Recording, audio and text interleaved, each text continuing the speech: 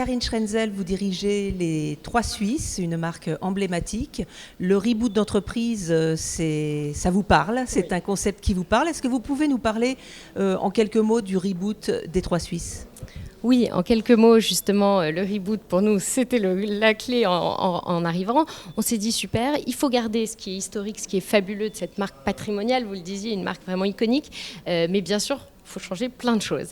Et donc, en quelques mots, on s'est dit, le reboot, ça va être d'abord une marque collaborative qui vraiment fait participer chacune des Françaises. Et c'est ce qu'elles ont demandé, en fait. Et on s'est rendu compte qu'elles avaient tout un avis, une envie de créer, de co-créer, de participer. Et puis, je pense aussi une marque plus responsable, parce qu'aujourd'hui, on en a marre, finalement, de contribuer à des industries polluantes, malgré nous, mais quand même. Et puis, enfin, une marque engagée, réellement engagée, pour combattre aussi les dictats, avoir une marque plus inclusive, plus ouverte, plus libre, une mode plus libre et plus tendance.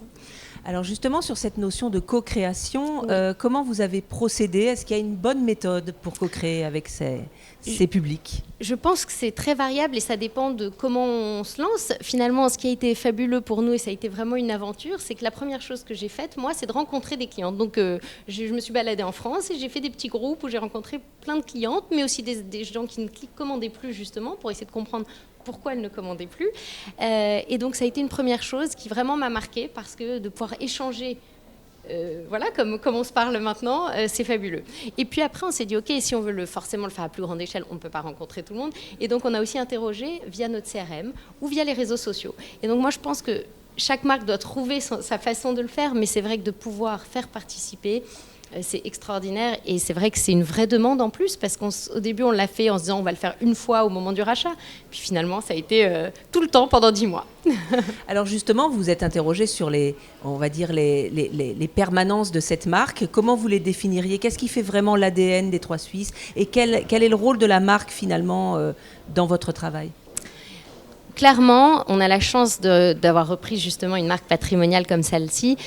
Elle a une force hyper importante dans notre aventure et ce qui l'a défini pour moi le mieux et ce que j'ai adoré, c'est son audace parce que c'est vraiment une marque audacieuse depuis sa création et donc ça je voulais le retrouver, je voulais le redonner aux Trois Suisses.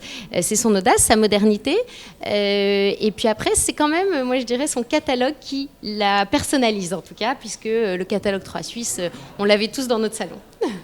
Et comment vous avez justement optimisé l'utilisation de ce catalogue pour quand même en limiter l'impact aussi ? Alors voilà, justement, on s'est dit, en fait, on l'a remodernisé d'abord, quand même dans sa façon d'être pensée, d'être réfléchie, etc. Et puis, on l'a envoyé directement à nos meilleures clientes.